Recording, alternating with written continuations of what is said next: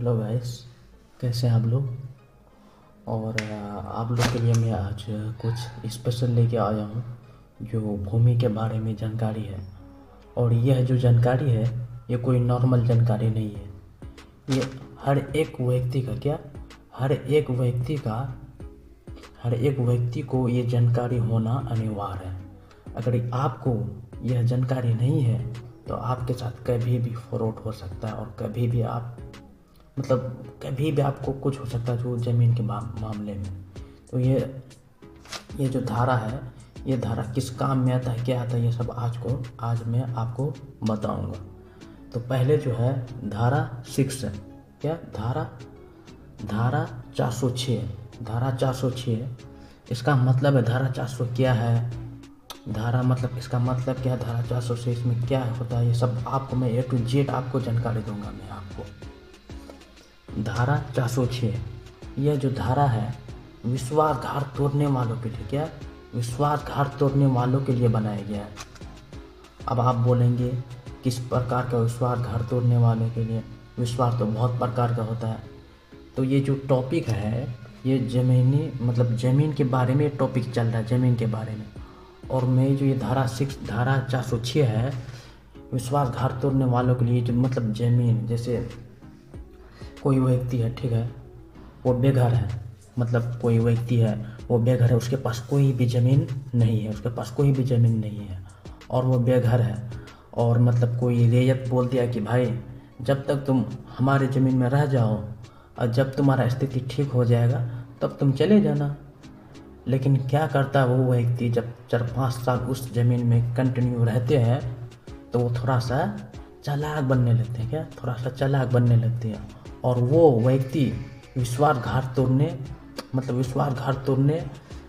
ऐसा सोच तोड़ते हैं। और या तोड़ दिया है, क्या विश्वासघात तोड़ने यानी कि पर्चा वर्चा बनाता है, फर्जी तरीक़ा से पर्चा वर्चा बनाने का प्रक्रिया ये करता है कि नहीं अब इस ज़मीन का मैं फर्जी वाला से अपना नाम से करूँ। इस तरह अगर करता है वो, क्या इस तरह अगर करता है वो, तो उसके लिए है धारा 406।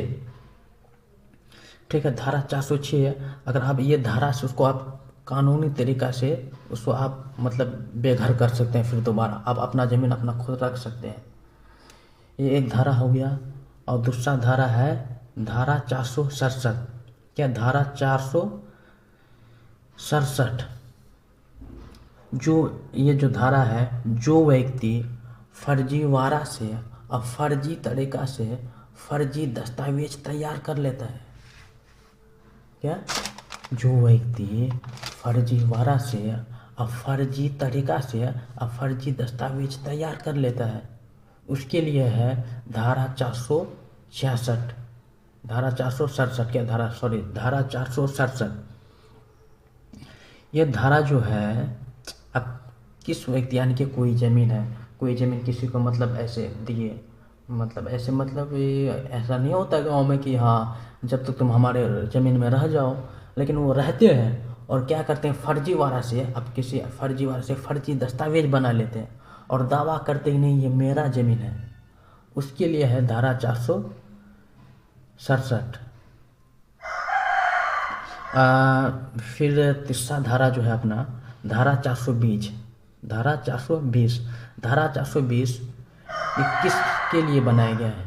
धारा 420 जो है, जो अलग अलग तरीके से फर्जीवाड़ा करता है और फर्जी तरीक़ा से अन्य तरीक़ा से फर्जीवाड़ा करना चाहता है, उसके लिए है धारा 420 यानी कि धारा 420 जो है, जो व्यक्ति ज़मीन के मामले में दूसरे से कब्जा करने के लिए अलग अलग तरीके से अपना ये देते हैं, परिणाम देते हैं कि ये अलग अलग तरीके से बेईमानी करना चाहता है वो व्यक्ति, उसके लिए है धारा 420। वो नहीं कहता गाँव में ये 420 है, ये 420 आदमी है, उसी के लिए है धारा 420।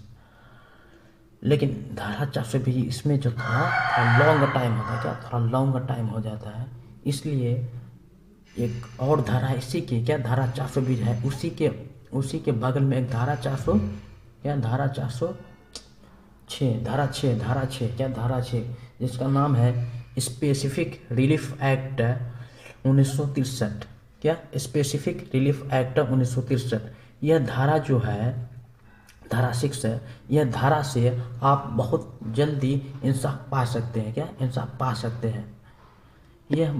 यह धारा में कुछ मतलब वार्निंग है, कुछ इसका मतलब प्रोसेस है, इस प्रोसेस के नियम से आपको चलना होगा। अगर इस प्रोसेस के नियम से आप चलेंगे तो आपको बहुत जल्दी आपको इंसाफ मिल जाएगा। क्या है? जब ये मामला हुआ होगा, मतलब यानी कि जो अलग अलग तरीके से मतलब ये सब करता है, और जो मामला हो, ये जो है, यह धारा 6 मंथ के अंदर में, क्या 6 मंथ के अंदर में आप कंप्लेन कर सकते हैं। ये धारा में जब ये मामला हुआ हो, उसके 6 मंथ के अंदर में ही आप अगर कंप्लेन करते हैं तो आपको न्याय मिल जाएगा। क्या? न्याय मिल जाएगा। ठीक है, आज का क्लास में इतने ही, फिर मिलते हैं।